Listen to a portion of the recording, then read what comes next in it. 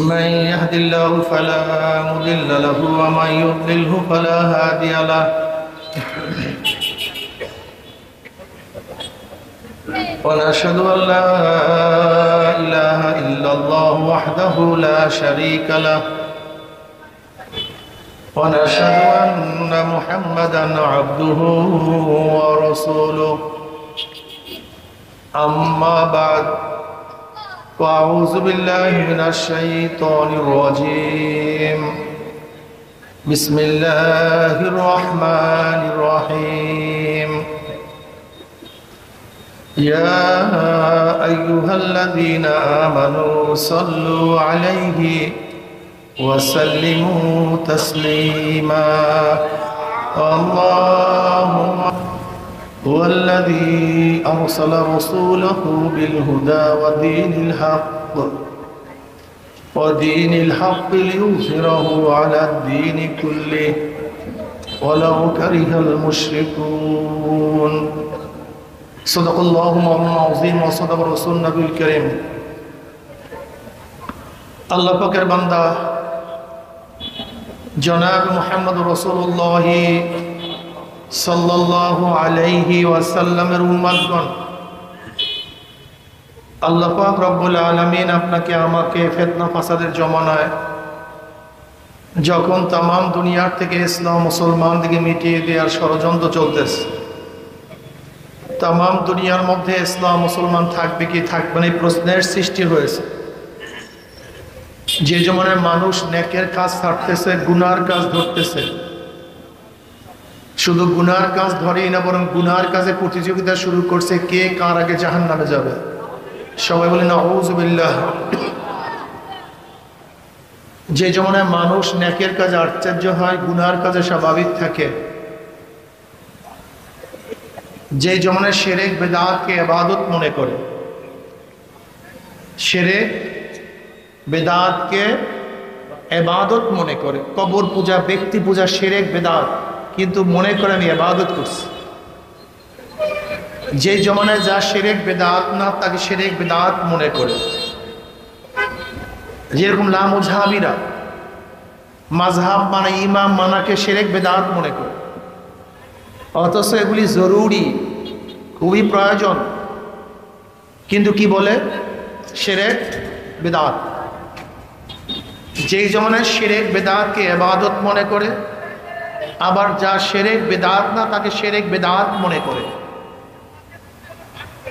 যে জমানায় আংশিক দিন পালন করেও পরিপূর্ণ দিন পালন করার ঢেকুর তুলে পালন করে, আংশিক দিন দাবি করে আমার চেয়ে বড় দিনদার আর কেউ নেই, সবচেয়ে আমি বড় দিনদার। যে জমানায় মুসলমান ইসলামকে পছন্দ করে না, বরং নামধারী মুসলমান ইসলামের সবচেয়ে বড় দুশমন হয়ে গেছে, সেই মুহূর্তে আল্লাহ পাক রব্বুল আলামিন আপনাকে আমাকে কোরআন ও হাদিসের মাজলিস, আলেম ওলামা, মুমিন মুত্তাকিন, জাকিরিন শাকিরিনদের গুরুত্বপূর্ণ এক দামি মাজলিসে আসার বসার বলার শোনার তৌফিক আল্লাহ পাক দান করছেন। শুকরিয়া তান সবাই বলে আলহামদুলিল্লাহ। গতকালকে বাংলাদেশের উপর থেকে যে বন্যা, যে বিপদ আমাদ আমাদের থেকে চলে গেছে, ভাবতেও পারি না আজকে মাহফিল হবে, কিন্তু আল্লাহ পাকের ইচ্ছা, আল্লাহ পাক যে ইচ্ছা করেন তাই হয়। আমরা চিন্তা করছি মাহফিল হবে না, কিন্তু আল্লাহর ইলমে ছিল মাহফিল হবে। কাজে আমাদের চিন্তা সব বাদ, আল্লাহ যা ইচ্ছা করছেন তাই সম্ভব। কি কথা ঠিক না? কত লোক আসার নিয়াত করছিল কিন্তু আসতে পারে নাই। আবার এমনও কিছু লোক এখানে আছে যাদের কিছুক্ষণ আগেও ধারণা ছিল না আমি মাহফিলে যাব, কিন্তু আল্লাহ পাক তাদেরকে নিয়ে আসছেন। কি কথা ঠিক না? বসেন, দ্বিতীয়বার না, খবরদার খবরদার খবরদার, একেবারে চুপচাপ বয়ান শোনা চাই, বারবার মরার দরকার নেই, ঠিক আছে না? দ্বিতীয়বার উঠবেন না, খবরদার।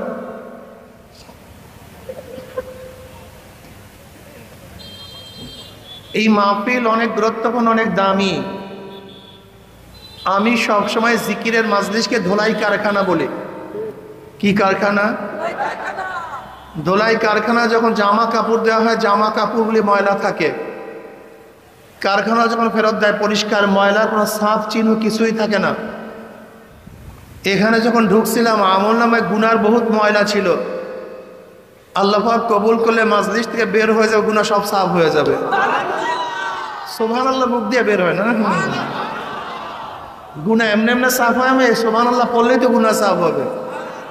পড়েন সবাই সুবহানাল্লাহ। এই একবার সুবহানাল্লাহ পড়ার সাথে সাথে আমলনামায় 1000 নেকি লেখা হয়ে যায়, 1000 গুনাহ ঝরে যায়। ইন্নাল হাসানাত ইউযহিবনাস সাইয়্যাত, নেকি গুনাহকে এমন ভাবে মিটায়া দেয় মনে হয় যেন সেই ব্যক্তি কোনোদিন গুনাহই করে নাই। ইউযহিবনা অর্থটা কি? এমন ভাবে মিটায়া দেয় মনে হয় যেন সে কোনোদিন কি। ভাই কথা বললেন না, ঘটনা প্রশ্নের জবাব দেন। আমি তো আপনাদের তালে তালে কথা বলবো, মুখ বুঝিয়ে থাকলে হবে না। আপনার চুপচাপ থাকলে আপনার মন কিন্তু চুপচাপ থাকবে না, সে আর এক জায়গায় ভাগবে, সে বয়ানের মধ্যে থাকবে না, সে ভাগবে।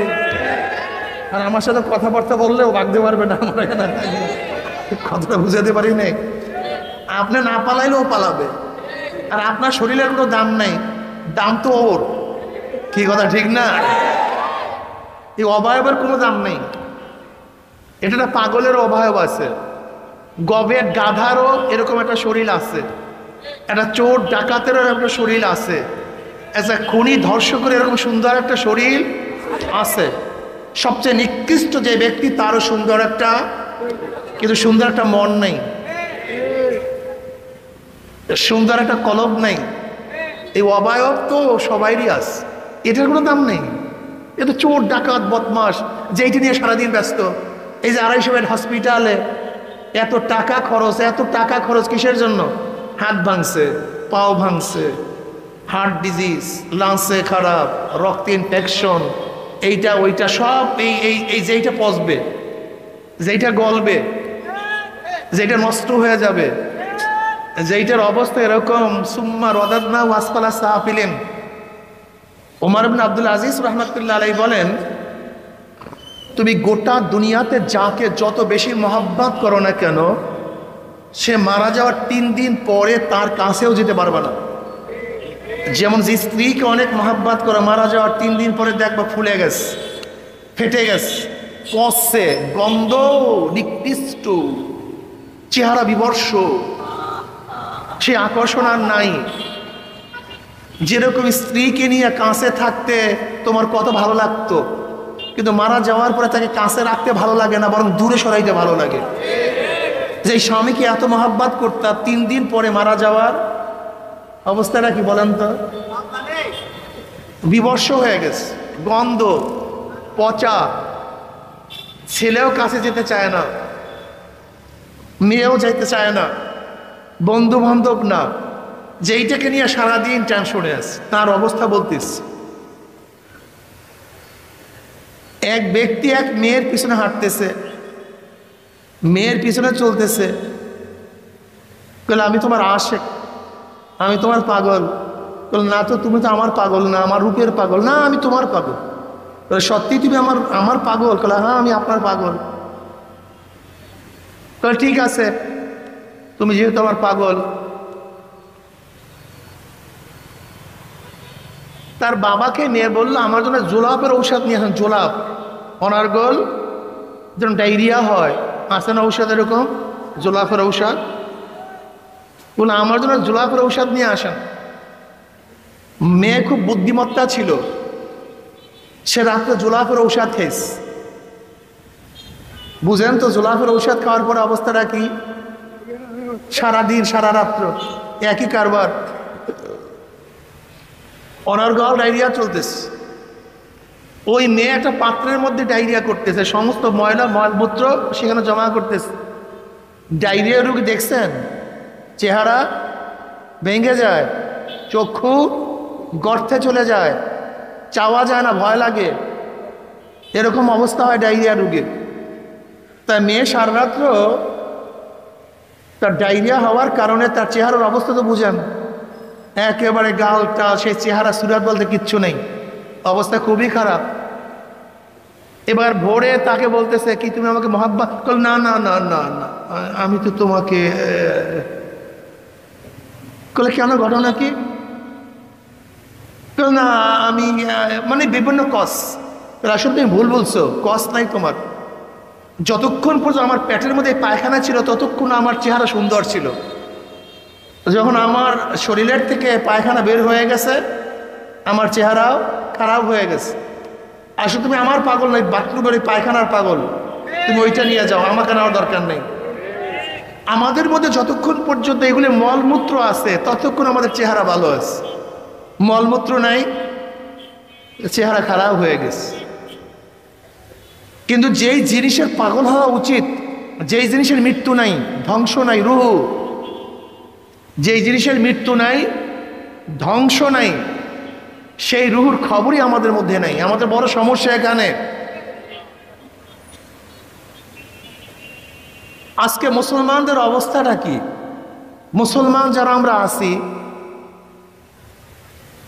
অধিকাংশ মুসলমান ইসলাম সম্পর্কে জানে না। সবচেয়ে কঠিন মাসালাই এখানে, অধিকাংশ মুসলমান দ্বীন সম্পর্কে বুঝে না। অধিকাংশ মুসলমান জানে ইসলাম আসছে মাটির নিচের জন্য, উপরের জন্য আসেই নাই। অধিকাংশ মুসলমান মনে করে ইসলাম মানি নামাজ রোজা বাস, অন্য কোনো কাজের মধ্যে ইসলাম আদৌ প্রভাব ফেলতে পারে না। এটা আমাদের মধ্যে সবচেয়ে বড় সমস্যা। ইসলামটা কি, দ্বীন কি? দেখেন, খুব খেয়াল করুন, সবাই আমার হাতের দিকে তাকান। আমার হাত দেখতেছেন সবাই? সবাই আমার হাতের দিকে তাকান। এইটা হলো দুনিয়া। হাতের উপরের সাইডটা কি ভাই? নিচের সাইড আখিরাত। বলেন এইটা কি? নিচের সাইড। খুব খেয়াল করেন তো, উপরের সাইড, নিচের সাইড। এই দুনিয়াতে যা কিছু করবেন, যা কিছু বলবেন, যা কিছু দেখবেন, যা কিছু শুনবেন, সব এখানে পাবেন। কথা বোঝাতে পারেনি? তাহলে আপনি ইসলামকে শুধু কবরের নিচের কথা বলেন কেন? আগে তো উপরের, তারপরে নিচে। কথাটা বুঝাতে পারিনি। ইসলাম তো আগে উপরের জন্য আসছে, ফল পাবেন নিচে, অথচ ইসলামকে বানাইয়ে দিছে মাটির নিচের জন্য। এটা বিশাল খারাপ দর্শন, ভুল দর্শন। এই দর্শনটাই খারাপ। এই দর্শনের কারণে হাজারো মুসলমান ইসলামিয়া গবেষণা করতে চায় না। মাটির উপরে নামাজ পড়বেন, মাটির নিচে কথা বলেন না কেন? সবাই আগেই তো বলছে কথা বলবেন আমার সাথে। মাটির উপরে নামাজ পড়বেন, মাটির নিচে। মাটির উপরে রোজা রাখবেন, এখানে। মাটির উপরে হজ করবেন, এখানে। মাটির উপরে বিপর্দা চলবেন, এখানে। ফল পাবেন না গুতা খাবেন? গুতা খাবেন। মাটির উপরে জেনা করবেন, এখানে। এখানে মদ পান করবেন, এখানে। এখানে সুদ খাবেন, এখানে। এখানে ঘুষ খাবেন, এখানে। এখানে চুরি করবেন, ডাকাতি করবেন, মিথ্যা বলবেন, যা কিছু করবেন সেইটাই তো এখানে পাবেন। তো ইসলাম তো প্রথম মাটির উপরে, তারপর মাটির নিচে। এজন্য আল্লাহ কি বলছে? রব্বানা আতিনা ফিদ দুনিয়া হাসানাতাও ওয়া ফিল আখিরাতি হাসানাতাও ওয়া কিনা আযাবান নার। আল্লাহ দুনিয়াতে আমাকে হাসান দান করে। প্রথম কি? রব্বানা, হে আমার পূর্ব, আতিনা, আমাকে দাও, ফিদ দুনিয়া, দুনিয়ার মধ্যে, হাসান, ওয়া ফিল আখিরাতি হাসান, তুমি দুনিয়া তো হাসান দান করো, আখিরাতেও। হুবহু একই শব্দ। দুনিয়ার ব্যাপারে কি শব্দ আসছে? কি ঘুমায় টুমায় নাকি মানুষগুলি? বুঝলাম না। কথা বলেন না কেন? আপনার ঘটনা কি? মুখ খুলেন না কেন? ক্লাস চলতেছে, দর্শ চলতেছে, জবাব দেন। দুনিয়ার ব্যাপারে কি চাইছিলাম? আখিরাতের ব্যাপারে একই শব্দ। রব্বানা আতিনা ফিদ দুনিয়া হাসানাতাও ওয়া ফিল আখিরাতি হাসানাতাও ওয়া কিনা আযাবান নার। আখিরাতের হাসান সম্পর্কে আমরা সবাই জানি, জান্নাত সম্পর্কে সবাই জানে। জান্নাত কি? বিশাল এক ভূমি, দুনিয়ার চেয়ে 10 গুণ বড়, মিশকুম আম্বারের দ্বারা তৈয়ার, বিল্ডিং হাজার হাজার তালা বিশিষ্ট, এক একটি ইট হবে রূপার, এক একটি হবে স্বর্ণের, জাওয়াহিরের দ্বারা গাঁথনি, যেখানে ঝর্ণা হবে, সুন্দর সুন্দর গাছ হবে, গাছের মধ্যে ফল থাকবে, কুতুফুহা দানিয়া কুলু ওয়াশরাবু হানিয়াম বিমা আসলাফতুম ফিল আইয়ামিল খালিয়া। এই জান্নাত যেখানে রাগ নাই, ক্ষোভ নাই, গীবাত নাই, শিকায়াত নাই, চুরি নাই, ডাকাতি নাই, ধর্ষণ নাই, তোহমাত নাই, জ্বালা যন্ত্রণা নাই। এইটা না আখিরাতের হাসান? কি মনে আছে তো? একই হাসান তো আপনি দুনিয়াতেও চেয়েছিলেন, কিন্তু দুনিয়ার অবস্থা তো খারাপ কেন? যেখানে থাকবে নিরাপত্তা, আল্লাহর তরফ থেকে শান্তি, সালামুন কাওলাম মির রাব্বির রহিম, শুধু শান্তি। আর একই হাসান তো দুনিয়াতেও চেয়েছিলেন, তাই ঘরের মধ্যে এরকম গ্যাঞ্জাম কেন? রাস্তায় নিরাপদ নাই কেন? ব্যবসার অবস্থা খারাপ কেন? পেটের মধ্যে ক্ষুধা কেন? শরীরের মধ্যে বস্ত্র নাই কেন? কোর্টের মধ্যে ন্যায় বিচার নাই কেন? স্ত্রী আপনার কথা শোনে না কেন? ছেলে আপনার কথা শুনে বদমাশ হচ্ছে কেন? আপনার মেয়ে আপনার অবাধ্য হয়ে বের হয়েছে কেন? আপনি খুন হন কেন? অথচ একই হাসান চেয়েছিলেন, রোডের মধ্যে নিরাপত্তা নাই কেন? এর কারণটা আপনি ইসলাম তো বুঝেন না, সমস্যাতে। আমি তো আগেই বলছি, অধিকাংশ মানুষ ইসলাম জানে না, ইসলাম বুঝে না। মূল সমস্যা এখানে। রব্বানা আতিনা ফিদ দুনিয়া হাসান, হাসান আতিনা ফিদ দুনিয়া, কিসের মধ্যে? কিসের মধ্যে? আমার ঘর কোথায়? আমার বাড়ি কোথায়? আমার ব্যবসা কোথায়? আমার বাণিজ্য কোথায়? আমার ছেলে কোথায়? আমার মেয়ে কোথায়? আমার রাস্তা কোথায়? তার মানে রব্বানা আতিনা ফিদ দুনিয়া হাসান, মাওলা হে আমার ছেলেটাকে হাসান বানায়া দাও, ও যেন আমার অবাধ্য না হয়। রব্বানা আতিনা ফিদ দুনিয়া হাসান মানে আমার মেয়েটাকে হাসান বানায়া দাও, ওর দ্বারা যেন বদনাম না হয়। মাওলা আমার স্ত্রীকে হাসান বানায়া দাও, আমার স্বামীকে হাসান বানায়া দাও, আমার শরীরটাকে হাসান বানায়া দাও, আমার রাস্তাকে হাসান বানায়া দাও, আমার কোর্টকে হাসান বানায়া দাও, বিচারালয়কে হাসান বানায়া দাও, আমার পেটকে হাসান বানায়া দাও, আমার সমস্ত জায়গা হাসান বানায়া দাও, যেখানে শুধু থাকবে শান্তি আর শান্তি, অশান্তি বলতে কিছুই থাকবে না। কিন্তু এক জায়গায় এখন দুনিয়ার সব জায়গায় কি শান্তি বলতে শান্তির গোষ্ঠী পলায় গেছে। এর কারণটা কি? এটা বুঝতে হবে আপনাকে, এর কারণটা কোথায়। দেখেন, আল্লাহ পাক রব্বুল আলামিন এই দুনিয়াকে সৃষ্টি করেছেন, এটাকে আপনি বিশ্বাস করেন কিনা? হ্যাঁ, নাস্তিকরা বিশ্বাস করে না, ওদের কথা বাদ। নাস্তিকরা সাধারণত এটা মানে গভেট। যারা নাস্তিক মনে করবেন এদের জ্ঞানের কমতি আছে। যত নাস্তিক এদের জ্ঞানের কি আছে? চরম কমতি, যা চিন্তাও করতে পারবে না কত কমতি তাদের মধ্যে আছে। কিন্তু যারা জ্ঞানের উচ্চ শিখরে চলে গেছে তারা কেউ নাস্তিক হতে পারে না, তারা কেউ নাস্তিক হতেই পারে না। অল্প জ্ঞানী নাস্তিক হয়।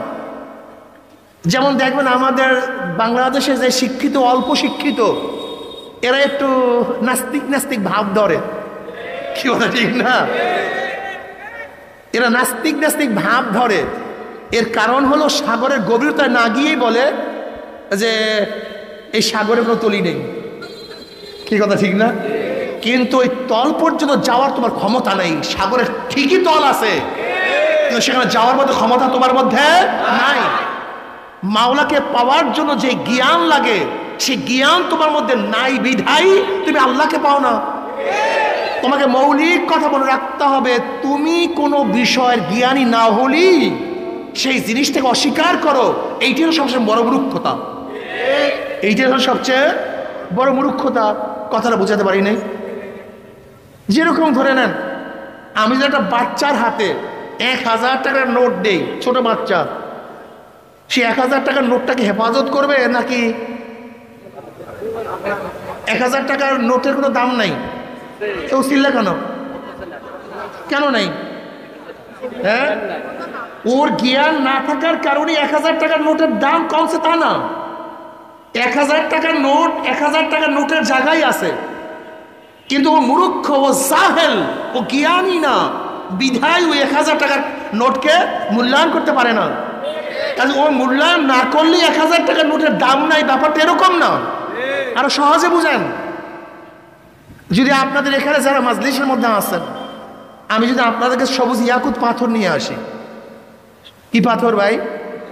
সবুজ ইয়াকুত পাথর, আর যদি বলি এটার দাম 200 কোটি টাকা, মার্বেলের মতো একটা পাথর যদি বলি 200 কোটি টাকা, আমাকে সবাই এখানে উঠে বলবেন, হুজুর ফাইজলিমের আর জায়গা পান না, এখন পাথর বেচে খাওয়া শুরু করছেন, এতদিন ওয়াজ বেচে খাইছেন, এখন পাথর বেচে খাওয়া শুরু করছেন নি?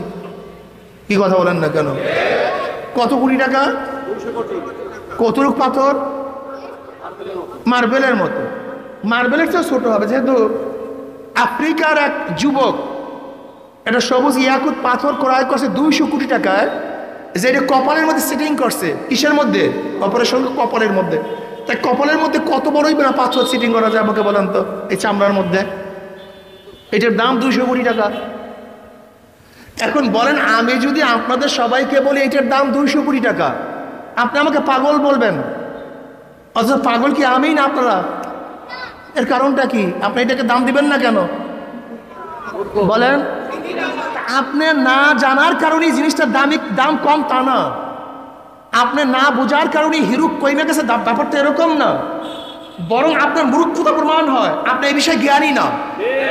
কিন্তু আমরা জাহেলরা কি করি, এই হুজুর আপনার অমুক করেন তমুক করেন, এটার দাম এত হতে পারে, আপনি তর্ক জোড়াই দেবেন। এই তর্ক জোড়াইছেন কেন আমার সাথে? জ্ঞানী হওয়ার কারণে না মূর্খ হওয়ার কারণে? ঠিক আজকেও আল্লাহর ব্যাপারে, আল্লাহর অস্তিত্বের ব্যাপারে কিছু জাহেলরা তর্ক শুরু করে, এটা জ্ঞানের কারণে না, বরং মূর্খতার কারণে। ওর মধ্যে জ্ঞান যদি থাকতো তাহলে বুঝতো। কিভাবে বুঝতো? একটু উদাহরণ দেই। দেখেন, কবি ইকবাল সাহেব রহমতুল্লাহ আলাইহি, উনি শুধু কবি নন, উনি ডক্টর। আপনারা অনেকেই জানেন না, এই যে কবি ইকবাল, উনি কিন্তু ডক্টরেট করছে, উনি কিন্তু ব্যারিস্টার, উনি কিন্তু বিলাত থেকে, ইংল্যান্ড থেকে ব্যারিস্টারি পাস করছে ওই জমানায়। কবি ইকবাল সাহেব রহমতুল্লাহ আলাইহি নোবেল পুরস্কার পাইছে ব্রিটিশদের থেকে ওই সময়। তার কাছে এক আলেম গিয়ে বলতেছে যে স্রষ্টা আছে কি নাই? কি বলছে? স্রষ্টা আছে কি নাই? ইকবাল সাহেব রহমতুল্লাহ তাকে পাল্টা একটা প্রশ্ন করছে, তুমি সৃষ্টি না স্রষ্টা? তিনি প্রশ্ন করছে, তুমি সৃষ্টি না স্রষ্টা? ওই ব্যক্তি বলছে, হ্যাঁ আমার জবাব হয়ে গেছে। আচ্ছা বলেন, ওই ব্যক্তির জবাব হয়েছে, আমার এই জবাব কে বুঝছেন এখানে বলেন তো? 99% মানুষ বুঝেন নাই। আমি এইমাত্র যে বয়ান করছি এখানে 99% মানুষ এই বয়ান বোঝেন নাই। তিনি প্রশ্ন করছেন, তুমি স্রষ্টা না সৃষ্টি?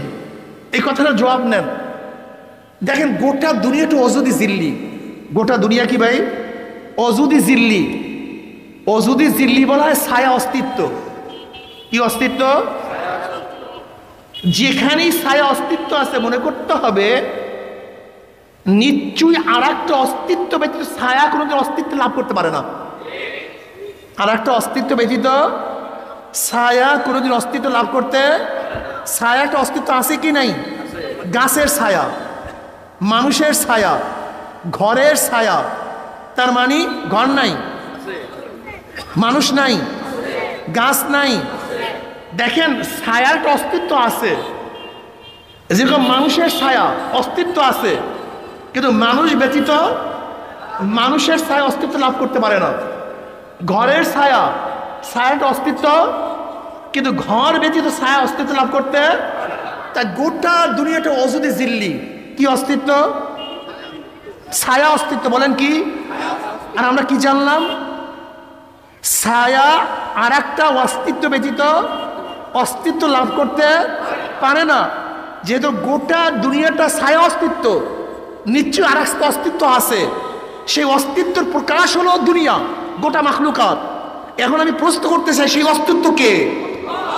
জোরে বলেন না কেন? সেই অস্তিত্ব আল্লাহ।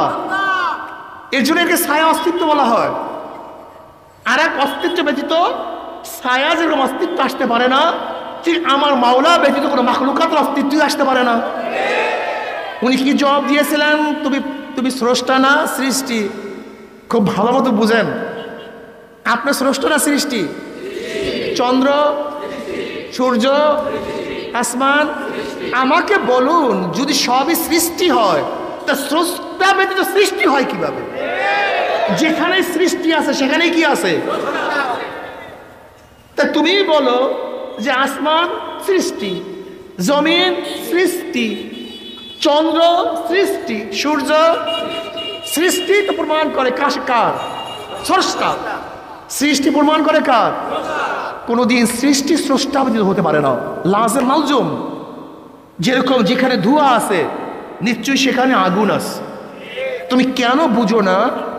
গরুর পায়খানা প্রমাণ করে এখান থেকে গরু গেছে, ছাগলের পায়খানা প্রমাণ করে এখান থেকে ছাগল গেছে, আগুন প্রমাণ করে নিচে আগুন আছে। তো এই গোটা দুনিয়ার মাখলুকাত কি প্রমাণ করে না পিছনে একজন স্রষ্টা আছে? সেই স্রষ্টা কে? তোমার মূল যেখানে প্রশ্ন, সেই প্রশ্ন সব একবার সহজ জবাব আছে। তোমার মূল প্রশ্ন কি? যদি সব সৃষ্টির পিছনে স্রষ্টা থাকে, তা আল্লাহর পিছনে একজন স্রষ্টা থাকতে হবে। এটার জবাব আল্লাহ পাক নিজেই দিচ্ছেন। আল্লাহ পাক নিজেই দিয়েছেন, হুয়াল আউয়াল, তিনি প্রথম। যারা বলেন না কেন হুয়াল? তুমি যখনই প্রশ্ন করবা প্রত্যেক সৃষ্টির আগে স্রষ্টা আছে, তা আল্লাহর আগে আল্লাহ কি জবাব দেয়? জোরে বলেন, জোরে বলেন। ঠিক শুরু, ব্যাস এখান থেকেই শুরু। এটা সহজ জবাব কি?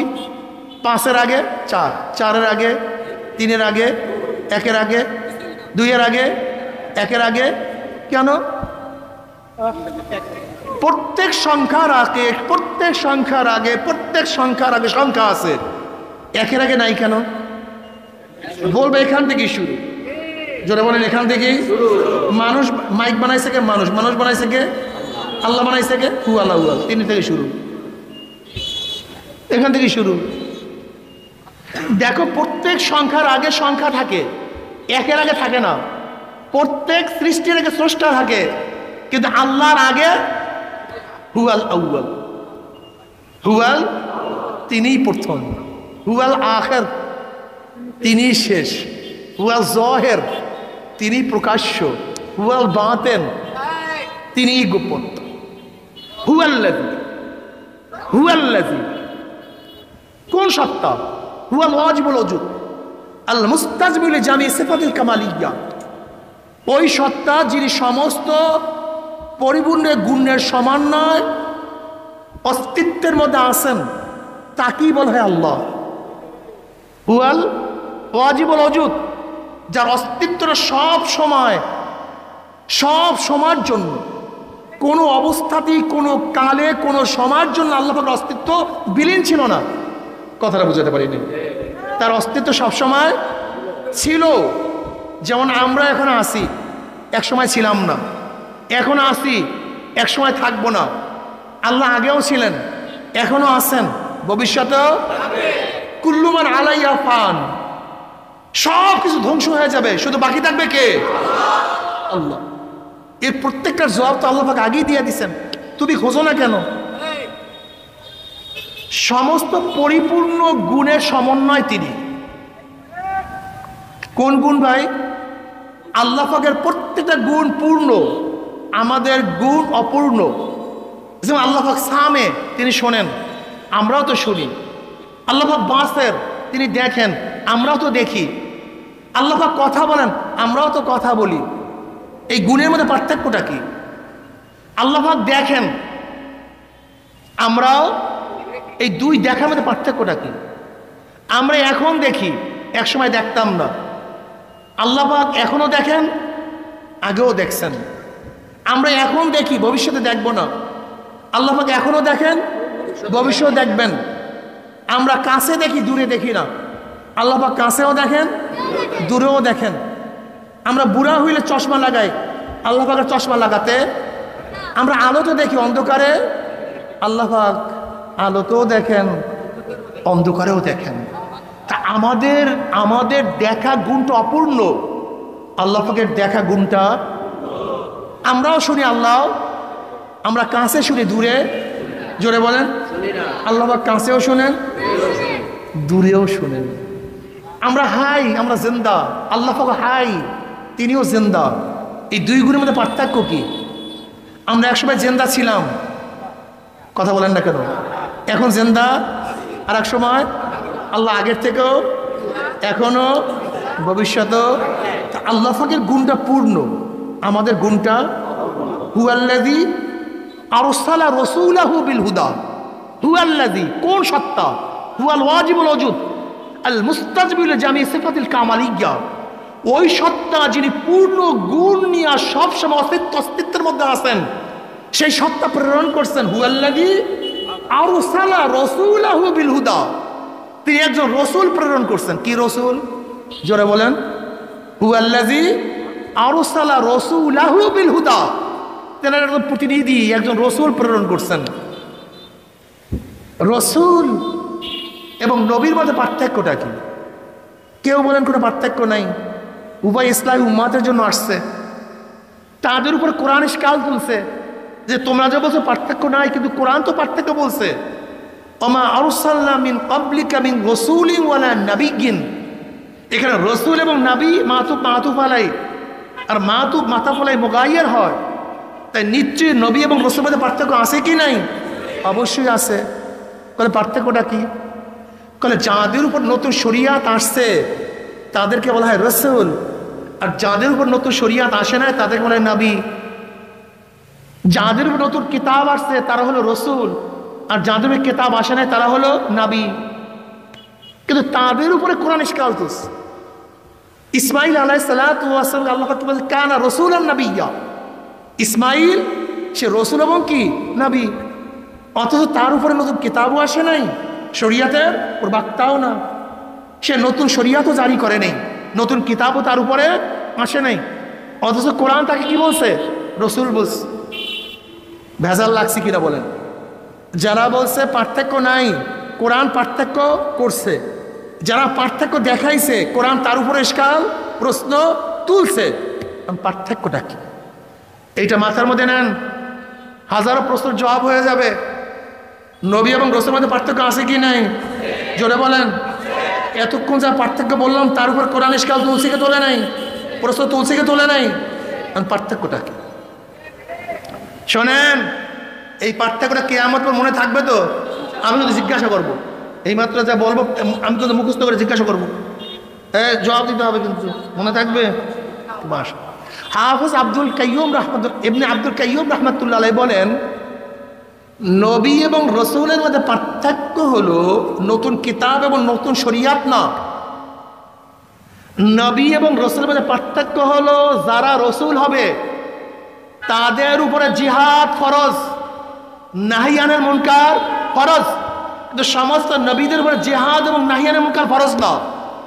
কিন্তু যারাই রসুল হবে তাদের উপরে নাহিয়ানের মুনকার, অন্যার মোকাবেলা করা, অন্যার প্রতিবাদ করা, জিহাদ করা তাদের উপরে। কিন্তু সমস্ত নবীদের উপরে অন্যার মোকাবেলা করা, জিহাদ করা কি না? এইটা হলো মূল পার্থক্য। হুয়াল্লাযী আরসালা রাসূলাহু, যিনি প্রেরণ করছেন রসুল।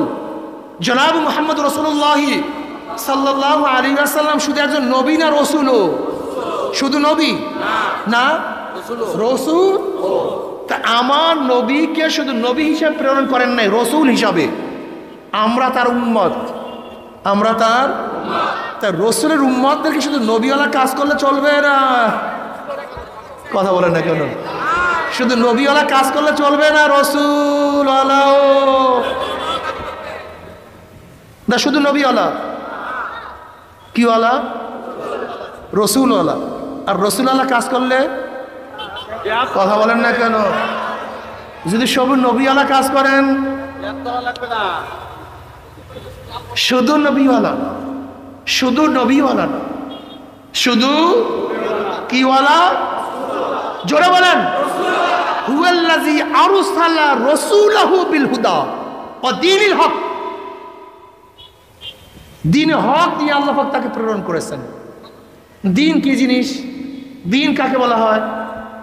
দ্বীনে হক দিয়ে প্রেরণ করতে কাজটাকে লিইউযহিরাহু আলা দ্বীনি কুল্লি, তার দিন সমস্ত দিনের উপরে বিজয় অর্জন করবে। তার দিন সমস্ত দিনের উপরে বিজয় লাভ করবে। তার মানে দিন এমন একটা শব্দ, দিন বর হক, দিন বর বাতিল। হক এবং বাতিল উভয় দিনকে দিন বলা হয়। যেরকম লাকুম দীনুকুম ওয়ালিয়া দিন, লাকুম দীনুকুম ওয়ালিয়া দিন, তোমাদের দিন তোমাদের কাছে আমাদের দিন। এখন বলেন তো, খ্রিস্টানদের দিনকেও দিন বলা হয়েছে কি হয় নাই? বলেন না কেন? ইহুদি দিনকে, হিন্দুদের, বৌদ্ধদের, সমস্ত ধর্মেকে দিন বলা হয়েছে। লিউযহিরাহু আলা দ্বীনি কুল্লি। জনাব মুহাম্মদ রাসূলুল্লাহ সাল্লাল্লাহু আলাইহি ওয়াসাল্লামকে কেন প্রেরণ করেছেন? দিন জিনিসটা আদর্শ। দিন মানে এটা কানুন, দিন মানে নিয়ম, দিন মানে পদ্ধতি, দিন মানে আইন, দিন মানে ব্যবস্থা, দিন মানে দর্শন, দিন মানে মতবাদ। গোটা দুনিয়ার মধ্যে যত মতবাদ, যত আদর্শ, যা কিছু আছে, সমস্ত আদর্শ মতবাদের উপরে সব জাকাতে নবী আলাইহিস সালাতু ওয়াস সালামের দিনকে বিজয় করার জন্য জনাব মুহাম্মদ রাসূলুল্লাহ সাল্লাল্লাহু আলাইহি ওয়াসাল্লাম আল্লাহ পাক দুনিয়াতে প্রেরণ করেছেন। লিউযহিরাহু আলা দ্বীনি কুল্লি। কোন মতবাদ আল্লাহ নবীর মতবাদের উপর ধান্য পাবে না। কিন্তু আমি প্রশ্ন করতে চাই, আল্লাহ পাক গোটা দুনিয়ার মতবাদের উপরে আমার নবীর মতবাদ এবং আদর্শকে বিজয় করার জন্য প্রেরণ করেছেন। কিন্তু তুমি মুসলমান হয়ে সোশ্যালিজম মানো কিভাবে? ক্যাপিটালিজম মানো কিভাবে? কমিউনিজম মানো কিভাবে? সেকুলারিজম মানো কিভাবে? ডেমোক্রেসি মানো কিভাবে? আমাকে বলো, আমাকে বলো। আমি আগেই বসবি, দিন বুঝো নাই, তুমি ইসলাম বুঝো নাই। সমস্যা এখানে, তুমি ইসলাম বুঝো নাই। তোমাকে ইসলাম বুঝতে হবে, দিন বুঝতে হবে। তুমি রসুল চেনো না, দিন বুঝো না, সমস্যা এখানে। তা আবার কেমন? ছোট্ট উদাহরণ দিয়ে বুঝতে পারবেন। যেমন আপনার স্ত্রী আপনার পাশে বসিয়া 59 মিনিট 50 সেকেন্ড আপনার প্রশংসা করছে। আপনি এরকম, আপনি এরকম, আপনার দেহ এরকম, আপনার চক্ষু এরকম, আপনার আদর্শ এরকম, আপনার নীতি এরকম, আপনার চেয়ে ভালো কোনো যুবক দুনিয়াতে নেই। প্রশংসার যা আছে সবই করছে। শুধু 10 সেকেন্ড, কয় সেকেন্ড? পাশের বাড়ির যুবকটার একটু প্রশংসা করছে, তাকেও ভালোই লাগে। কি কোনো সমস্যা আছে? হ্যাঁ, কি সমস্যা? 59 মিনিট, 59 মিনিট, 1 ঘন্টার মধ্যে 59 মিনিট 50 সেকেন্ড তোমার প্রশংসা করছে, মাত্র 10 সেকেন্ড। যে অমুক অমুক যুবকটাও তো খুবই ভালোই মনে হয়। কোনো সমস্যা আছে? কি লাগছে? আগুন লাগছে? লাগতি লাগছে বুকের মধ্যে। কারণটা কি? খুব ভালো মতো বুঝবা, প্রশ্নের জবাব দিবা। এই প্রশ্নের জবাব দিতে হবে। আবার তুমিও তোমার স্ত্রী তারিফ করছো, তোমার এত সুন্দর চেহারা, মনে হয় যেন গাল না গোলাপ, এর নাক না যেন তীর, আরে চক্ষু না যেন নার্গিস, তোমার তো একেবারে শরীরের থেকে মনে হয় যেন বেশি কামড়ে ঘেরা ওঠে, যা মনে চাই কইছো কতক্ষণ। কি কথা ঠিক না? কিন্তু 10 সেকেন্ড বলছো, পাশের মেয়েটাও তো অনেকই ভালো লাগতেছে। কি সমস্যা আছে? আগুন লাগছে এর মধ্যে? ঘরের পাতিল সব ভাঙ্গাচুরা ক্লিয়ার? কি বুঝলা তুমি? তুমি বিএনপির স্টেজে 59 মিনিট 50 সেকেন্ড খালেদা জিয়া, শেখ হাসিনা, তারেকের প্রশংসা করছে। মাত্র 10 সেকেন্ড, কয় সেকেন্ড? শেখ সাহেবের, বর্তমান প্রাইম মিনিস্টারের প্রশংসা করছো। কোনো সমস্যা আছে? আবার এই আওয়ামী লীগের স্টেজে 59 মিনিট 50 সেকেন্ড আওয়ামী লীগ প্রশংসা করছো। 10 সেকেন্ড যদি বিএনপির প্রশংসা করো, কি কথা বলেন না কেন? কি সমস্যা আছে? কি বুঝলা বলো তো? এইমাত্র আমি যা বললাম এর থেকে বুঝলাটা কি? লা ইলাহা ইল্লাল্লাহ ইল্লাল্লাহ। আচ্ছা বুঝলেনটাকে বলেন তো, বলেন তো দেখি কি বুঝলেন? মোহাব্বত শিরকাতকে পছন্দ করে না। যেখানে মোহাব্বত আছে সেখানে কি নাই? শিরকাত নাই। তুমি শুধু আমারই, এখানে অন্য কেউ এক সেকেন্ডের জন্য আসতে পারবে। স্টেজ আওয়ামী লীগের, এখানে আওয়ামী লীগের শুরুর থেকে শেষ পর্যন্ত তারই প্রশংসা চলবে, অন্য কাউর না। বিএনপির স্টেজ শুরুর থেকে শেষ পর্যন্ত অন্য কাউর না। হয় না, এক নাই দুই গীত চলবে। তুমি আমার স্ত্রী, শুরুর থেকে শেষ পর্যন্ত প্রশংসা তোমার মুখে, শুধু আমারই, অন্য কাউর না। আমি তোমার স্বামী, বাস শুধু আমারই, অন্য। তা তুমি মুসলমান হয়ে তোমার মাঝে মাঝে মুখের মধ্যে আওয়ামী লীগের প্রশংসা, বিএনপির প্রশংসা, কমিউনিস্টের প্রশংসা, অমুক শেখ সাহেবের প্রশংসা, জিয়াউর রহমানের প্রশংসা, ও অমুক বেঈমানদের প্রশংসা, আবার মাঝে মাঝে মসজিদে গিয়ে আল্লাহু আকবার করো। তা ঘটনা কি, একই মুখে দুই প্রশংসা চলে কি বাবা? বোঝা তো, কথা বলো না কেন? যেরকম স্ত্রী যদি কয়েক সেকেন্ডের জন্য অন্যকার প্রশংসা করে লাথি মারিয়া তাড়ায়া দেয়, ঠিক মুমিন মুসলমানদের মুখের মধ্যে, কলবের মধ্যে আমার আল্লাহ রসুলের বাহিরে অন্যকার মহাব্বত প্রশংসা আসলে আমার মাওরা ইসলাম থেকে লাথি মারিয়ে বের করে দেয়। তোমার খবর নাই, তুমি বের করে দিচ্ছ নাকি আগেই। শেরকাত ইসলামের মধ্যে নাই। দুনিয়ার কোনো যে শেরকাত পছন্দ হয় না। ইন্না শেরকা লা যুলমুন আযীম, এই যে আল্লাহ শেরকাতকে সবচেয়ে বড় গুনাহ বলছেন। আমার নবী আসছে সমস্ত মতবাদের উপর ইসলাম প্রাধান্য পাওয়ার জন্য, আর তুমি মুসলমান হয়ে আমার নবীকে ডলতেছ, নবীকে ভালো লাগে না, বেয়াকুব কোথাকার।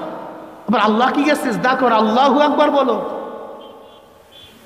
আর মসজিদের বাইরে মাউসুতুন আকবার বলো, মসজিদে গিয়ে আল্লাহু আকবার বলো, আর মসজিদের বাইরে সক্রেটিস আকবার বলো, প্লেটো আকবার বলো, অ্যারিস্টটল আকবার বলো, মন্টেস্কো আকবার বলো, লক আকবার বলো।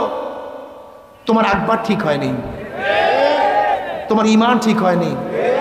বিশ্বাস করে কলেমার তারিফ করলে, অনেক মানুষের কলেমাই ঠিক নেই। লা ইলাহা ইল্লাল্লাহর তারিফ করলে অনেক মানুষের কলেমা ঠিক নাই, এই কলেমাই ঠিক নাই। এই জন্য ইসলামের অবস্থা তো করুন। কেন তোমার কলমের মধ্যে অন্য কিছু থাকবে কেন? অন্য মহব্বত আসবে কেন? অন্যকে ভালোবাসবা কেন? হ্যাঁ না, আমার নবী দুনিয়াতে আসছেন সমস্ত মতবাদের উপরে, নীতি ও আদর্শের উপরে, নবীর নীতি ও আদর্শকে প্রাধান্য দেওয়ার জন্য, বিজয় লাভ করার জন্য। আজকে থেকে শপথ গ্রহণ করো, আমার নবীর আদর্শ বাস্তবায়ন করার জন্য আমি তার একজন সৈনিক হয়ে গেলাম। আমি তার একজন কি হয়ে গেলাম? আমার নেতা তোমার নেতা, আমার নেতা তোমার নেতা, জোরে বলো আমার নেতা তোমার নেতা। এই মুখের মধ্যে আর কাউকে আমি নেতা মানতে পারি না, আমার নেতা একজন। আমরা সবাই নবীর সেনা, আমরা সবাই রসুল সেনা, আমি কার সেনা না। জোরে বলেন আমি কার সেনা? বাস বাস। ফায়দাটা কি বলেন তো?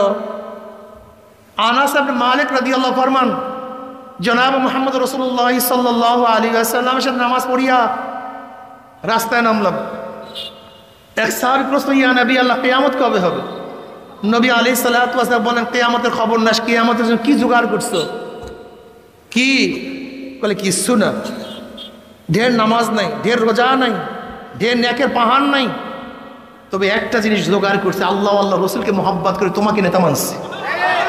নবী তোমাকে নেতা মানছে।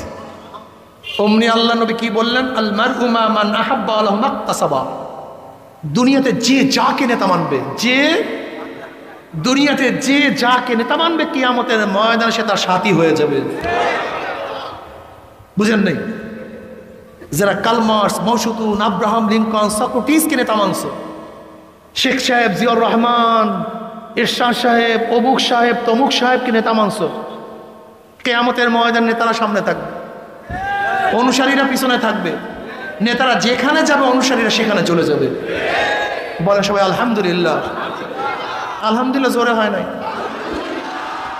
আমাদের দেশের মানুষগুলো মুনাফিক টাইপ। আমাদের দেশের মানুষ কি ভাই? জোরে বলেন। টাইপ অফ মুনাফিক।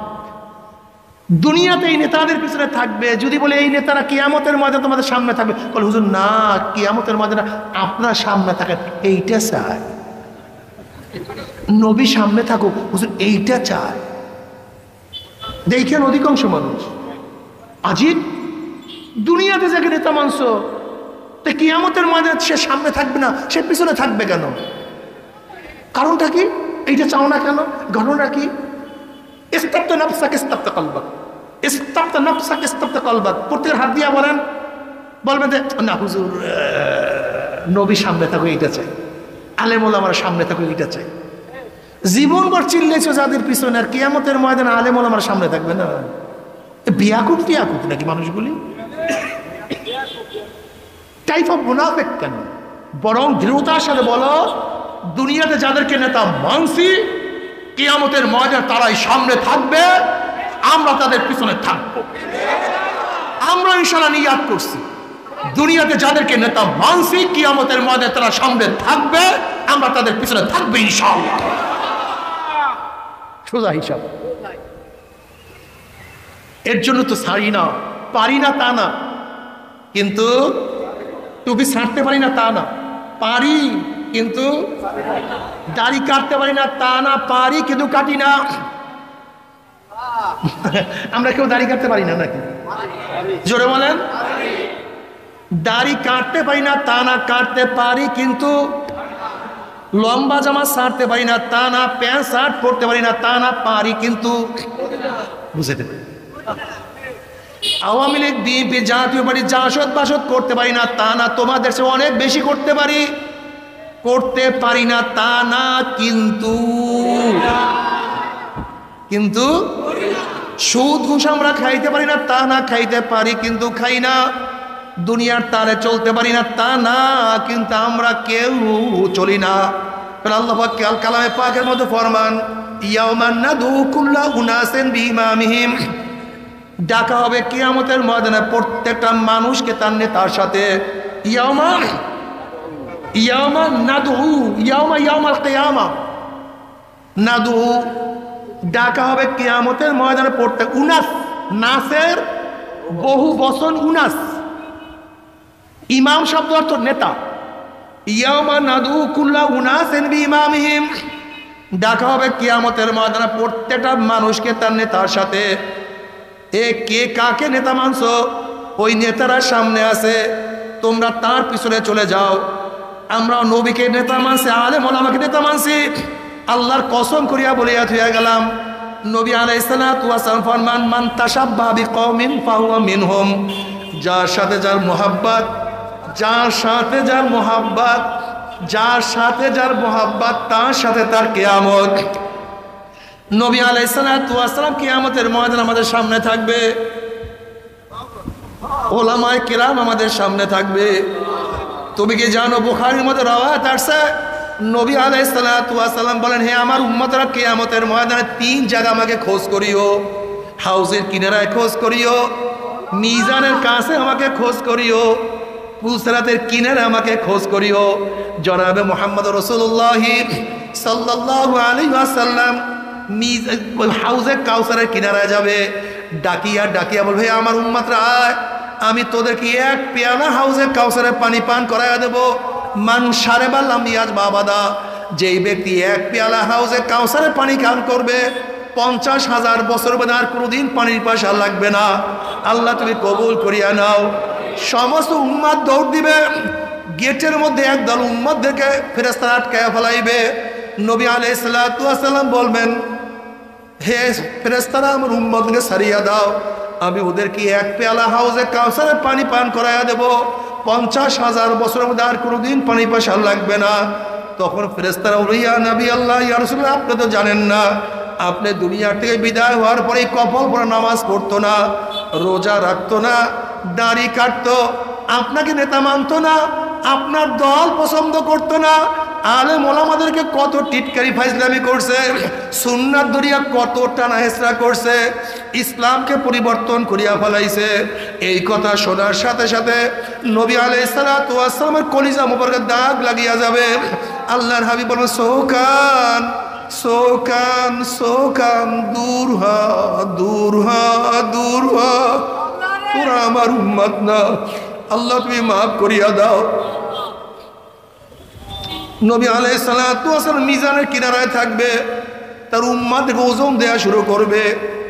যখনই কোনো ন্যাক বাদ দেয়া শুরু করবে, অমনি নবী আলাইহিস সালাতু ওয়াস সালাম বলে, মাওলা হে, এই যুবক, ওর বাবা নামাজ পড়তো না, কিন্তু যুবক তো নামাজ ছাড়তো না। ওর দাদা দাড়ি কাটতো, কিন্তু নাতি হইয়া দাড়ি রাখছে। এই মেয়ে তো বোরখা পড়ছে, মা বোরখা পড়তো না। ওর নানি দাদিও তো বোরখা পড়তো না, পর্দা করতো না, কিন্তু নাতি হইয়া বেপর্দা চলতো না। মাওলা এত গরিব হইয়াও এক লোকমা হারাম পেটের মধ্যে ঢুকায় নাই। এরপরও হাজারো চেষ্টা করার পরে দুই একটা গুনাহ তো আমল নামে রয়েই গেছে, আপনি মাফ করিয়া দেন, এই গুনাহটাকে ওজন করিয়েন না। আবার যখনই কোনো নেক বাদ দেওয়া শুরু করবে, অমনি আমার নবী সুপারিশ করবে, মাওলা হে, ও তো আলেম না, ও ওলামায়ে কেরামের মুখে শুনিয়া শুনিয়া ইবাদত করছে, ওর ঘরের মধ্যে গুনাহ, ওর বাহিরে গুনাহ, ব্যবসা প্রতিষ্ঠানে গুনাহ, সব জায়গায় গুনাহ। এরপর হাজারো নেক করার চেষ্টা করছে, কিন্তু এখনো কিছু নেক তো এখনো করতে পারে নাই। বুখারীর মধ্যে রওয়ায়াত আসছে, আল্লাহ পাক কিয়ামতের ময়দানে নবীকে বলবে, ইশফা তুশাফা সাল তুতা, আমার নবী সুপারিশ করেন, যে সুপারিশ করবেন আপনার সুপারিশ আমি কবুল করব। সাল তুতা, আপনি চান, যা চাইবেন আমি দিয়া দেব। আমার নবী সুপারিশ করবে, আমার মাওলায় কবুল করবে। আমার নবী চাইবে, আমার মাওলায় দিয়া দিবে। কিন্তু হে নাফরমানের দলেরা, হে কপাল পোড়ার দলেরা, হে দুনিয়ার পাগলের দলেরা, সেই নবীর সুন্নাত যদি না মানো, নবীর তরিকায় যদি না চলো, নবীর আদর্শ বাস্তবায়নের চেষ্টা না করো, আমার নবীও তোমাকে চিনবে না। আমার নবী না চিনলে তোমাকে সুপারিশও করবে না। আর আমার সুপারিশ না করলে তোমার উপায় হবে না। আমার নবী পুসরাতেই কিনারা দাঁড়ানো থাকবে, ওয়া ইন মিনকুম ইল্লা ওয়ারিদুহা কানা আলা রাব্বিকা হাতমান মাকদিয়া সুম্মা নুনাজ্জিল লাযিনা তাকাও ওয়া নাযারু যালিমিনা ফিহা জিসিয়া। যাদের ঈমান আমল মজবুত, এক সেকেন্ডের মধ্যে পাড়ি দিয়া মাওলার জান্নাতে চলিয়া যাবে। কেউ বাতাসের গতিতে পুসরাত পাড়ি দিয়া মাওলার জান্নাতে চলিয়া যাবে। কেউ তো তেজ রপ্তা ঘোড়ার গতিতে, কেউ দৌড়াইয়া, কেউ হাঁটিয়া পুসরাত পাড়ি দিয়া মাওলার জান্নাতে চলিয়া যাবে। নবী রাসূলরা যখন পুসরাত পাড়ি দিতে থাকবে, জবানের মধ্যে আর কোনো কথা থাকবে না, শুধু একটাই কথা বের, আল্লাহুম্মা সাল্লিম। নবীরাও বলবে, আল্লাহুম্মা সাল্লিম, আল্লাহুম্মা সাল্লিম। আল্লাহ সহি সালামতে পুসরাত পাড়ি দেওয়ার তৌফিক দিয়া দাও। আল্লাহ সহি সালামতে পুসরাত পাড়ি দেওয়ার তৌফিক দিয়া দাও। আল্লাহুম্মা সাল্লিম, আল্লাহুম্মা সাল্লিম। পুসরাত পাড়ি দিয়া জান্নাতীরা জান্নাতে চলিয়া যাবে। আমার মাওলার তরফ থেকে সালামুন কাওলাম মির রাব্বির রহিম, শুধু শান্তি, শান্তি আর শান্তি। অশান্তি কি জিনিস আর কোনদিন পাবে না আল্লাহ। কিন্তু আমার যুবক বাবারা, আমার পর্দালা মা বোনের, দুনিয়া কয়দিনের দুনিয়ার জন্য মাতাল হয়ে গেছো, কয়দিনের দুনিয়ার জন্য আমার নবীকে ভুলিয়া গেছো। কি ক্ষমতার জন্য আমার নবীকে পছন্দ করো না? তুমি কি দেখো না মুমিন মাওলাকে পাওয়ার জন্য কত ক্ষমতা ত্যাগ করছে? তুমি কি দেখো না মুমিন মাওলাকে পাওয়ার জন্য স্ত্রী ত্যাগ করছে, স্বামী ত্যাগ করছে? তুমি কি দেখো না ইসলাম ইমানের জন্য কত মানুষ ঘর ত্যাগ করছে? তুমি কি দেখো না মাওলাকে পাওয়ার জন্য কত মানুষ বাড়ি ত্যাগ করছে? তুমি কি দেখো না মাওলাকে পাওয়ার জন্য কত মানুষ তার জীবন উৎসর্গ করছে? তুমি কি দেখো না মাওলাকে পাওয়ার জন্য কত মানুষ উলের মধ্যে চড়ছে? আসিয়া আলাইহিস সালাতু ওয়াস সালাম যখন আমার মাওলার উপর ঈমান আনছে, ফেরাউন বলছে, আনা রব্বুকুমুল আলা, আমি বড় খোদা। এখন ফেরাউনের জনগণ বলতে আছে, ফেরাউন তোমার স্ত্রী তো তোমাকে খোদা মানে না, আমরা কেন খোদা মানবো? তখন ফেরাউন বলছে, কি বলো? হ্যাঁ, তোমার স্ত্রী তোমাকে খোদা মানে না। ফেরাউন গিয়া বলতেছে, আসিয়া তুমি নাকি আমাকে খোদা মানো না? তখন আসিয়া, হ্যাঁ আমি তো তোমাকে খোদা মানি না। না, আমান তুমি রব্বি মুসা হারুন, আমি মুসা এবং হারুনের রবের উপরে ঈমান আনছি, আমি তোমাকে স্বামী মানি, কিন্তু তোমাকে আমি খোদা মানি না। ফেরাউন বলতেছে, আসিয়া তুমি আমাকে খোদা না মানলে কেউ আমাকে খোদা মানবে না, তুমি আমাকে পূর্ব না মানলে কেউ আমাকে পূর্ব মানবে না। আসিয়া আলাইহিস সালাতু ওয়াস সালাম বলছে, ফেরাউন আমি তোমাকে স্বামী মানি, সব কিছু মানি, কিন্তু খোদা মানতে পারবো না। এবার ফেরাউন বলে, তুমি আমাকে খোদা না মানলে আমি তোমাকে তালাক দিয়া দেব। আসিয়া আলাইহিস সালাতু ওয়াস সালাম বলেন, তালাক দাও, বিরহ বেদনা সহ্য করবো, কিন্তু খোদা মানতে পারবো না। ফেরাউন বলছে, আমি তোমাকে শাস্তি দেব। আসিয়া বলছে, শাস্তির যন্ত্রণা সহ্য করতে না পারলে দুনিয়া থেকে বিদায় হয়ে যাব, কিন্তু আমি তোমাকে খোদা মানবো না। ফেরাউন বলছে, আমি তোমাকে অপমান করবো, বিজিদি করবো, সব কিছু সহ্য করবো, কিন্তু খোদা মানতে পারবো না। এবার ফেরাউন হুকুম দিছে, আসিয়াকে উত্তপ্ত বালুর মধ্যে চিৎ করিয়া শোয়াইয়া বুকের মধ্যে পাথর চাপা দিয়া দাও। প্রচন্ড গরম, নিচে বালির গরম, উপরে রৌদ্রের গরম সহ্য করতে পারে না, বুকের উপরে ভারী পাথর চাপানো। আসিয়া শুধু জবানের মধ্যে বলে, আহাদ আহাদ, আমার আল্লাহ এক, আমার আল্লাহ এক, আমার আল্লাহ এক। ফেরাউন বলে, দেখো তো আসিয়ার মুখের কাছে কান লাগাইয়া মনে হয় আসিয়া কষ্ট সহ্য করতে না পারি আমাকে খোদা মানছে। মুখের কাছে কান লাগাইয়া দেখে আসিয়া তো খোদা মানি না, শুধু এক আল্লাহকে ডাকে, আহাদ, আমার আল্লাহ এক, আমার আল্লাহ এক, আমার আল্লাহ এক, আমি কাউকে খোদা মানি না। ফেরাউন ক্ষিপ্ত হয়ে বলে, না এর হবে না, আসিয়াকে শুলে চড়াইয়া দাও, কিন্তু এরকম সুরে চড়াইলে হবে না, আসিয়াকে সমস্ত মানুষের সামনে উলঙ্গ করিয়া ফেলাও। সমস্ত মানুষের সামনে আসিয়াকে উলঙ্গ করিয়া ফেলানো হয়েছে। এবার ফেরাউন বলে, আসিয়ার ডাইন হাতের মধ্যে প্যারাগ লাগাইয়া দাও। আসিয়ার ডাইন হাতে প্যারাগ লাগাইয়া দাও হয়েছে, তাহলে বাম হাতে প্যারাগ লাগাও, ডাইন পায়ে প্যারাগ লাগাও, বাম পায়ে প্যারাগ লাগাও। ও লজ্জায় স্তরে প্যারাগ লাগাইয়া দাও, আল্লাহ মাফ করে।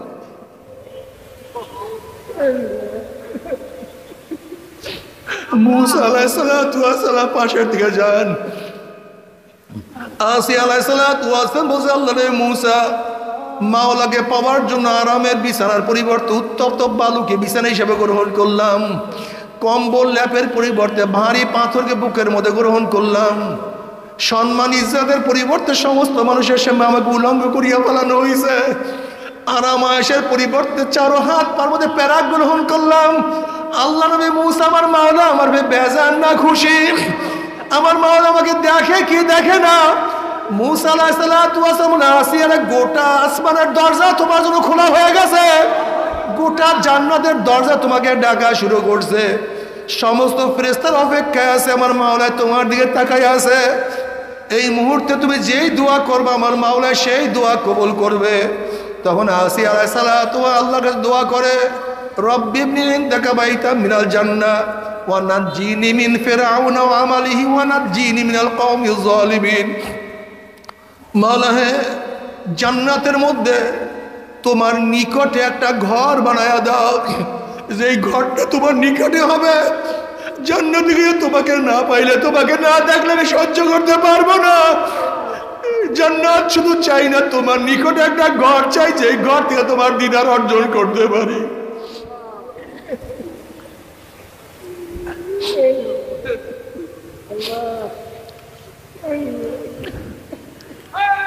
মুফাসসিরিন কেরাম বলেন, আসিয়া আলাইহিস সালাতু ওয়াস সালাম দোয়া করতে দেরি, আমার মাওলা ডাক দিয়ে বলে, আসিয়া তাকায়া দেখ, তোর জন্য জান্নাতের ঘর তৈরি হয়ে গেছে।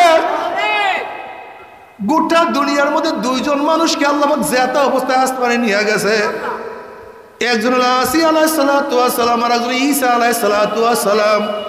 ও আমার পর্দালে মা বোনেরা, ও আমার যুবক বাবারা, ও আমার মুরব্বী বাবারা, যদি আসিয়া আলাইহিস সালাতু ওয়াস সালাম মাওলাকে পাওয়ার জন্য, মাওলাকে পাওয়ার জন্য, আসিয়া আলাইহিস সালাতু ওয়াস সালাম মাওলাকে পাওয়ার জন্য বাদশাহী ছাড়তে পারে, দামি খাট ছাড়তে পারে, আরামায় সব কিছু ত্যাগ করতে পারে। এত কষ্ট সহ্য করতে পারে, তুমি সেই মাওলাকে পাওয়ার জন্য কি করছো? হিসাব নিকাশ না মিলাইয়া কেউ মাওলার কবরে যাইও না। আসলে মাওলাকে পাওয়ার জন্য কি ত্যাগ করলাম। আমার নবী মাওলাকে পাওয়ার জন্য কত রক্ত ঝরাইছেন। আমার নবী মাওলাকে পাওয়ার জন্য দান শহীদ করছে। আমার নবী মাওলাকে পাওয়ার জন্য শিয়াবে আবু তলেবের মধ্যে 3 বছর অবরুদ্ধ অবস্থায় ছিলেন। আমার নবী মাওলাকে পাওয়ার জন্য পেটের মধ্যে কত পাথর ভাঙছেন। অথচ তুমি আমি সেই নামাজ পড়ি না, একটু রোজা রাখি না, একটু পর্দা করি না, একটু দিন অনুযায়ী চলার চেষ্টা করি না। তোমার সে আমার সে বড় নেমুখান আমার কেউ হইতে পারে না। যদি মাওলাকে না নিয়া কিয়ামতের ময়দানে উঠো, আমার মাওলা এমন জাহান্নাম নাফরমানদের তৈয়ার করে রাখছে, যখন নাফরমান বদমাশ বেঈমানদেরকে ধাক্কা মারিয়া জাহান্নামে ফলাইয়া দেওয়া হবে। 70 বছর পর্যন্ত, 1 বছর 2 বছর নয়, 70 বছর পর্যন্ত জাহান্নামে যাইতেই থাকবে। বাবারে সহ্য করতে পারবি? ওই আযাব তো কেউ সহ্য করতে পারবো না আল্লাহ। তবে মুমিন মুসলমান বলে সবাই মনে চায় গুনার থেকে ফিরিয়া না কামল করিয়া মাওলার জান্নাতে, কিন্তু সবাই যাইতে মনে চায়। গুনাহ নিয়া মাওলার জাহান্নামে কাউরি কিন্তু যাইতে মনে চায় না। কিন্তু কেনই বা আমরা নেক আমল করতে পারি না, কেনই বা গুনার কাম ছাড়তে পারি না? এর মূল কারণ হলো আপনার এবং আমার পিছনে নফস এবং শয়তান লাগিয়া রইছে। এই নফস এবং শয়তান থেকে ফেরার জন্য যে কোনো একজন হক্কানি আল্লাহর ওলির হাতে হাত দিতে হবে রে বাবা। খবরদার, বর্তমান জমানায় পীর মুরিদের নামে ভেজাল, ব্যবসা, দলাদলি, হিংসা, হাসাদে পরদ হয়ে গেছে। সমস্ত আল্লাহর ওলির একমত, যেই পীরের 5 জন মুরিদের মধ্যে কমপক্ষে 3 জনকে দেখবা আলহামদুলিল্লাহ সুন্নাত মাফিক আমল আখলাক মজবুত হইয়া যাইতে আছে, গুনার কাম ছাড়তে আছে, নেকের আমল ধরতে আছে, কলব নরম হইয়া চোখে পানি আসতে আছে। বৃক্ষতর নাম কি, ফলে পরিচয়? আমি চরমনায় বুঝি না, চরমনায় দাওয়াত প্রশংসা প্রচার প্রসার করার জন্য আসেন রে বাবা। চরমনায় যাওয়ার তোমার কোনো দরকার নাই। তুমি যার কাছে গিয়া পারো গুনার কাম ছাড়ো, নেকের আমল ধরো, কলব নরম করিয়া চোখে পানি নিয়া মাওলার কবরে যাইও। যেরকম দুনিয়ার ঘরে আগুন লাগলে পানি ছাড়া নিবানো যায় না, ঠিক তদ্রুপ তোমার এবং আমার গুনার দ্বারা যেই জাহান্নামের আগুন জ্বলিয়া রইছে, চোখের পানি ও ছাড়া কিন্তু জাহান্নামের আগুন নিবানো সম্ভব না। কাজে আমার জন্য দোয়া চাই, আমিও দোয়া করি, সবাই সবার জন্য প্রাণ খুলিয়া দোয়া করো, যেন কিয়ামতের ময়দানে গলাগলি বাঁধিয়া মাওলা একসাথে জান্নাতে যাওয়ার তৌফিক দিয়া দেয়। আল্লাহুম্মা আমিন, আল্লাহুম্মা আমিন।